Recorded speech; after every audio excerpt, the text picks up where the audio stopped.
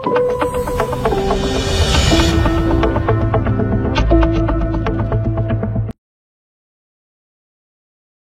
ஒருத்தருடைய ஏர்னிங்ஸ் வந்து நீங்கள் என்ன கேட்குறீங்கன்னா ஒரு 12 to 15 lakhs ஏர்னிங் இருக்குன்னா அந்த ஏர்னிங் வந்து அட்லீஸ்ட் ஒரு 5 டிஃப்ரெண்ட் கேட்டகரிஸில் வரதுக்கான வாய்ப்புகள் இருக்கு. ஈவன் இன்கம் டேக்ஸ் ஃபார்மை நீங்கள் ஃபில்அப் பண்ணால் கூட 5 கேட்டகரி இருக்கு.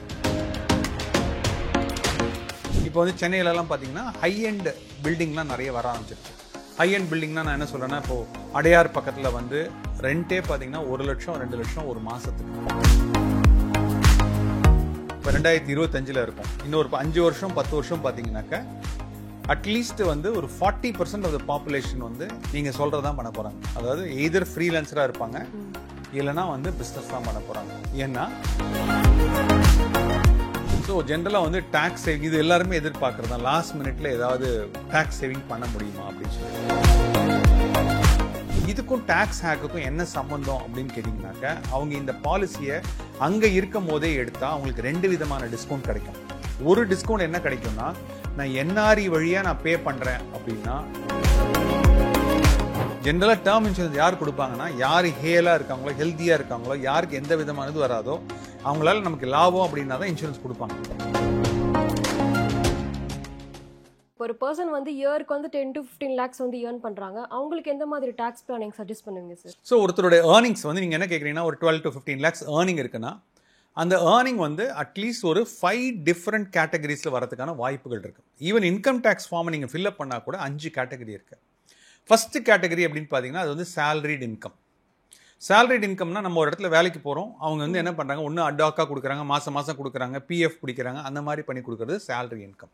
ஸோ இந்த சேலரிட் இன்கமில் உங்களால் வந்து டேக்ஸை வந்து அவாய்டே பண்ண முடியாது. ஏன்னா அவரே எம்ப்ளாயரே வந்து என்ன பண்ணுவார்னா, உங்கள் பேன் நம்பர் கொடுங்க அப்படின்னு சொல்லிட்டு அவங்க அதை டிடிஎஸ் பிடிக்கணும்னா டிடிஎஸ் பிடிச்சி கொடுத்துருவாங்க, பே ஸ்லிப்பில் போட்டு கொடுக்குறதுனா தான் கொடுத்துருவாங்க. ஸோ நம்ம ஜென்ரலாக டேக்ஸ் ஃபைலிங் பார்த்திங்கன்னா இந்த சேலரிட் இன்கம் தான் நிறைய பண்ணுறாங்க.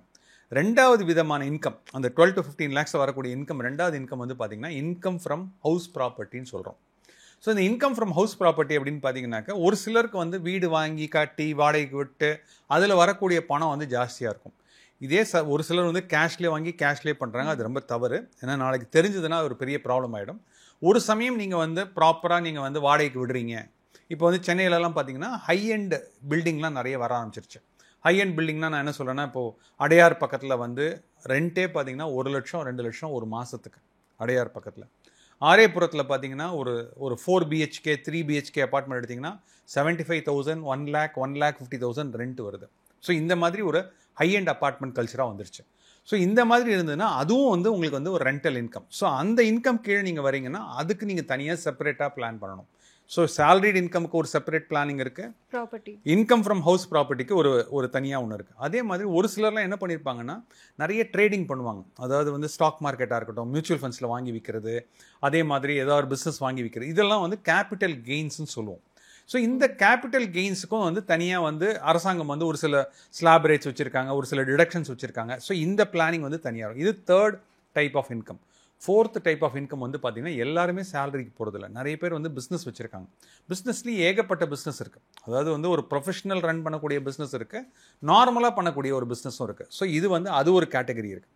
லாஸ்ட் வந்து பார்த்திங்கன்னா அதர் இன்கம்னு சொல்லி ஒன்று இருக்குது. ஸோ மொத்தமாக 5 கேட்டகரி.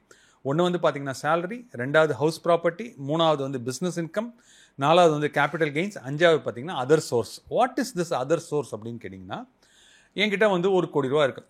எனக்கு வந்து ஒரு 50 வயசு ஆகிடுச்சு, நான் ஐடியில் ஒர்க் பண்ணிவிட்டு ரிட்டையர் ஆகிட்டேன். என்கிட்ட வந்து 1 கோடி ரூபா இருக்குது அப்படின்னா அந்த 1 கோடி ரூபாயை கொண்டு போய் நான் அரசாங்கத்துக்கிட்ட கொடுக்குறேன், ஆர்பிஐ பாண்டில் போடுறேன் அப்படின்னா எனக்கு ஒரு 7% வருது, 7.5% வருதுன்னா 7.5 lakhs வரும் ஒரு வருஷத்துக்கு. 7.5 lakhs. ஸோ அது இன்கம் ஃப்ரம் அதர் சோர்ஸஸில் இன்ட்ரெஸ்ட்டுக்கு கீழே வரும். அதே மாதிரி நான் வந்து நிறைய கம்பெனியில் வந்து ஈக்விட்டி இன்கம், நான் ஈக்விட்டி நிறைய இடத்துல இன்வெஸ்ட் பண்ணிட்டேன் அப்படின்னா எனக்கு டிவிடெண்ட் வரும். அது எல்லாம் சேர்த்து டிவிடெண்ட் இன்கம். இன்றைக்கி லேட்டஸ்ட்டாக இருக்கக்கூடிய யங்ஸ்டர்ஸ் பார்த்திங்கன்னா கிரிப்டோன்னா நம்ம பிட்காயின் அந்த மாதிரிலாம் சொல்கிறோம். ஸோ அவங்களாம் என்ன பண்ணுறாங்கன்னா ஆன்லைன்லேயே பிட்காயின் வாங்கி விற்கிறாங்க அப்படின்னா அதுவும் வந்து இன்கம் ஃப்ரம் அதர் சோர்ஸஸில் வரும். உங்களுக்கு தெரியுமா தெரியாதான்லாம் தெரியாது. மியூச்சுவல் ஃபண்ட் இன்வெஸ்டர் வந்து 3 to 4 கோடி அப்படின்னு பார்த்தீங்கன்னா ட்ரீம் 11 அப்படின்னு சொல்லி ஒரு மொபைல் ஆப் இருக்குது. 49 ரூபாயிலேருந்து விளையாடலாம். அதில் பார்த்தீங்கன்னா கிட்டத்தட்ட 10 கோடி பேர் விளையாடுறாங்க. அதாவது சேவிங்ஸ் பண்ணுறது பாதிக்கு பாதி, ஒரு கேம்பிளிங்கில் போய் ட்ரீம் 11 விளையாடுறது வந்து பார்த்தீங்கன்னா மோர் தேன் டபுள் வந்து விளையாண்டுட்டு இருக்காங்க. இப்போ அதில் கூட ஒரு இன்கம் வரும். ஸோ அதை வந்து நீங்கள் ஒரு இன்கம் பண்ணுறீங்கன்னா அதுவும் வந்து இன்கம் ஃப்ரம் அதர் சோர்சஸில் நீங்கள் காட்டணும். இப்போ அதே மாதிரி ஒரு சூப்பர் சிங்கர் பார்க்குறீங்க, இல்லைனா நான் ஒரு கேம் ஷோவில் பார்ட்டிசிபேட் பண்ணுறேன், எனக்கு ஒரு பணம் வருது அப்படின்னா அதையும் வந்து இன்கம் ஃப்ரம் அதர் சோர்சஸில் வரும். ஸோ நீங்கள் கேட்ட கேள்வி வந்து ஒரு இன்கம்மை எப்படி டேக்ஸ் பிளான் பண்ணணும்னா எந்த ஹெட்டுக்கு கீழே இன்கம் வருதுங்கிறத முதல்ல தெரிஞ்சுக்கணும். அந்த ஹெட்டுக்கு கீழே வர இன்கமுக்கு தகுந்த மாதிரி பிளான் பண்ணணும். ஸோ இதுதான் அதுக்குள்ள ஆன்சர் மேடம். ஓகே சார், இப்போ வந்து ஃப்ரீலான்ஸும் செல்ஃப் எம்ப்ளாய்டு எப்படி சார் பிளான் பண்ணலாம்? இப்போ பார்த்தீங்கன்னா சேலரிட்னு சொன்னீங்க, நிறைய 5ஆ பிரிச்சுங்க. இப்போ ஃப்ரீலான்சர்ஸும் இல்லை செல்ஃப் எம்ப்ளாய்டு எப்படி சார் பிளான் பண்ணலாம்? ஸோ ஜென்ரலாக வந்து கோயிங் ஃபார்வர்ட், அதாவது நான் வந்து என்ன சொல்கிறேன்னா, இப்போ நம்ம 2025 இருக்கோம். இன்னொரு 5 வருஷம் 10 வருஷம் பார்த்தீங்கன்னாக்கா அட்லீஸ்ட் வந்து ஒரு 40% ஆஃப் த பாப்புலேஷன் வந்து நீங்கள் சொல்கிறது தான் பண்ண போகிறாங்க. அதாவது எய்தர் ஃப்ரீலான்சராக இருப்பாங்க, இல்லைனா வந்து பிஸ்னஸ் தான் பண்ண போகிறாங்க. ஏன்னா இன்றைக்கி ஆர்டிஃபிஷியல் இன்டெலிஜென்ஸ் வந்ததுக்கப்புறம், ரோபோட்டிக்ஸ்லாம் வந்ததுக்கப்புறம், இன்றைக்கி வந்துருக்கிற டூல் ChatGPT மாதிரி ஒரு டூல்லாம் வந்ததுக்கப்புறம் என்ன ஆகுது அப்படின்னு பார்த்தீங்கன்னா, ஒரு நார்மல் ரொட்டீன் ஒர்க்கெல்லாம் வந்து முன்னாடி வந்து எல்லா ஒர்க்கும் வந்து போயிட்டே இருக்குது. ஃபார் எக்ஸாம்பிள், இப்போ நான் வந்து அக்கௌண்ட்ஸ் படிச்சிருக்கேன் அப்படின்னா, முன்னாடிலாம் வந்து பார்த்தீங்கன்னா நான் வந்து காமர்ஸ் படிச்சிருந்தேன், அக்கௌண்ட்ஸ் படிச்சிருந்தேன்னா முன்னாடிலாம் வந்து வவுச்சர் போடுறது, என்ட்ரி போடுறது, பேங்க் பாஸ்புக் போடுறது எல்லாமே வந்து நம்ம வந்து மேனுவலாக பண்ணிகிட்டு இருந்தோம். இப்போ ஒரு ஸ்கூலில் வந்து நம்ம ஃபீஸ் கட்டுறோம் அப்படின்னு பார்த்தீங்கன்னா அது எல்லாமே மேனுவல் செலான் எல்லாமே மேனுவலில் பண்ணிகிட்டு இருந்தோம். இன்றைக்கி எல்லாம் வந்து பார்த்தீங்கன்னா எல்லாமே டிஜிட்டலாக ஆகிட்டே இருக்குது. ஸோ எனக்கு தெரிஞ்சு நிறைய பேர் வந்து பர்ஸு கூட எடுத்துகிட்டு போகிறது கிடையாது, மொபைல் ஃபோன் இருந்தாலே போதும் அப்படிங்கிற மாதிரி பண்ணிகிட்டு இருக்காங்க. இன்றைக்கி இருக்கிற டெக்னாலஜியில் இப்போ வந்து வாட்சில் கூட உங்களுடைய பேமெண்ட் டெக்னாலஜியை வந்து வாட்சில் கொண்டு வரணும்னு சொல்லி பண்ணிகிட்டு இருக்காங்க. டைட்டன் வந்து அதை கொண்டு வரணும், அதை வந்து நல்லா பாப்புலரைஸ் பண்ணணும்னு. ஸோ நீங்கள் மொபைல் ஃபோன் கூட எடுத்துகிட்டு போக வேண்டாம், ஃபோன் எடுத்துகிட்டு வாட்ச் மட்டும் கட்டிட்டு போனால் போதும், அது அப்படி காமிச்சிங்கனாலே பேமெண்ட் ஆகிடும். இப்போ இந்த மாதிரிலாம் இருக்கிறதுனால உங்களுடைய ஜாப்ஸ் எல்லாமே போகுது. ஸோ அப்போ என்ன ஆகுதுன்னா ஃப்ரீலான்சிங் வந்து நிறைய வரும். ஃப்ரீலான்சிங் அப்படிங்கும் போது என்ன ஆகும்னா டிஃப்ரெண்ட் டைப்ஸ் ஆஃப் ஃப்ரீலான்சிங் இருக்குது. ஒன்று வந்து பார்த்தீங்கன்னா ப்ரொஃபஷனல் பேஸ்டு ஃப்ரீலான்சிங் சொல்லுவோம். ப்ரொஃபஷனல் பேஸ்னால் என்ன? நான் ஒரு டாக்டர், நான் ஒரு ஆர்கிடெக்ட், நான் ஒரு ஆடிட்டர் அப்படின்னீங்கன்னா அதெல்லாம் வந்து ப்ரொஃபஷ்னல் பேஸ்டு ஃப்ரீலான்சிங். இவங்களுக்கு ரூல்ஸ் வந்து வேறு மாதிரி. இப்போ இன்னொரு விதமான ஃப்ரீலான்சிங் சொல்கிறேன். நான் வந்து ஒரு பிஸ்னஸ் கோச்சாக இருக்கேன், நான் வந்து ஒரு பிஸ்னஸ்க்கு ஒரு மென்டராக இருக்கேன், நான் வந்து ஒரு இண்டிவிஜுவலுக்கு நான் ஒரு கோச் மாதிரி இருக்கேன், நான் ஒரு கிரிக்கெட் கோச்சாக இருக்கேன், நான் ஒரு ஸ்போர்ட்ஸ் கோச்சாக இருக்கேன் அப்படின்னீங்கன்னா எனக்குள்ள ரூல்ஸ் அண்ட் ரெகுலேஷன்ஸ் வேறு மாதிரி. ஏன்னா முதல் செட் ஆஃப் பீப்புள் வந்து புக்ஸ் ஆஃப் அக்கௌண்ட்ஸ்ன்னு சொல்லுவோம். அந்த புக்ஸ் ஆஃப் அக்கௌண்ட்ஸை மெயின்டைன் பண்ணணும். ஏன் வந்து புக்ஸ் ஆஃப் அக்கௌண்ட்ஸை மெயின்டைன் பண்ணணும்னா, பை குவாலிஃபிகேஷன் நீங்கள் ஒரு இன்ஜினியர், பை குவாலிஃபிகேஷன் நீங்கள் ஒரு ஆடிட்டர், பை குவாலிஃபிகேஷன் நீங்கள் ஒரு டாக்டர் அப்படின்னா நீங்கள் ஒரு ப்ரொஃபஷனல் குவாலிஃபிகேஷன் வச்சுருக்கீங்க. ஸோ அந்த ப்ரொஃபஷனல் குவாலிஃபிகேஷன் வச்சுருந்தா நீங்கள் புக்ஸ் ஆஃப் அக்கௌண்ட்ஸில் எல்லா விதமான எக்ஸ்பென்ஸ் கூட நீங்கள் கிளைம் பண்ணலாம். எல்லா விதமான எக்ஸ்பென்ஸ்னால் என்ன? இப்போ ஃபார் எக்ஸாம்பிள் நான் இங்கேருந்து சென்னையிலேருந்து ட்ரிச்சிக்கு போய் என்னோடய கிளைண்ட்டை பார்க்க போகிறேன் அப்படின்னா, சதாப்தியில் போகிறேன் இல்லைனா தேஜஸில் போகிறேன்னா அந்த போகிற எக்ஸ்பென்ஸ் கூட உங்களால் கிளைம் பண்ணிக்க முடியும். ப்ரொவைடட் பில்ஸ் இருக்கணும், கரெக்டாக அந்த டெபிட் கார்டில் யூஸ் பண்ணுற மாதிரி இருக்கணும். அந்த மாதிரி இருந்ததுன்னா எல்லா விதமான இதையும் ட்ராக் பண்ண முடியும். இது வந்து ப்ரொஃபஷனல்ஸ்க்கு புக்ஸ் ஆஃப் அக்கௌண்ட்ஸ் மெயின்டைன் பண்ணி எவ்வளவு செலவு இருக்கோ அந்த செலவை காமிச்சிட்டு பண்ணிக்க முடியும்.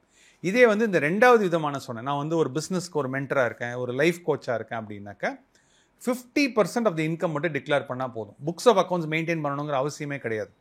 இப்போ எனக்கு இந்த ஒரு வருஷத்தில் நான் ஒரு ஃப்ரீலான்சராக இருக்கேன், நான் ஃப்ரீலான்சராக இருக்கும்போது எனக்கு வந்து 10 லட்ச ரூபா வருது. இல்லை நான் ஒரு கேமராமேனாக இருக்கேன்னு வச்சுக்கோங்க, நான் ஒரு கேமராமேனாக இருக்கேன், எங்கள் வீடியோ எடிட்டிங் ஃபோட்டோகிராஃபராக இருக்கேன், ஏதோ ஒன்று இருக்கேன், எனக்கு வந்து ஒரு 5 லட்சம் 10 லட்சம் வருதுன்னா நான் புக்ஸ் ஆஃப் அக்கௌண்ட்ஸில் மெயின்டைன் பண்ணணும்னு கிடையாது.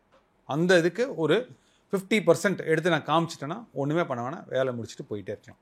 இப்போ அடுத்த கேட்டகரி, நான் வந்து என்ன பண்ணுறேன்னா ஒரு டீ கடை போடுறேன், ஒரு சமோசா கடை வச்சுருக்கேன், ஏதோ வந்து நான் தனியாக ஒரு பிஸ்னஸ் பண்ணுறேன் அப்படின்னு சொன்னீங்கன்னா அதுக்கு பண்ணுறதுக்கு வந்து பெரிய படிப்பு தேவை அப்படிங்கிறதுலாம் ஒரு கான்செப்டே இல்லை. அரசாங்கம் வந்து என்ன சொல்கிறாங்கன்னா, கேஷ் பேசிஸில் டீல் பண்ணாமல் எல்லாமே வந்து அக்கௌண்ட் பேசிஸில் நீங்கள் டீல் பண்ணால் 6% ஆஃப் த ரெவென்யூ கட்டினா கூட போதும்.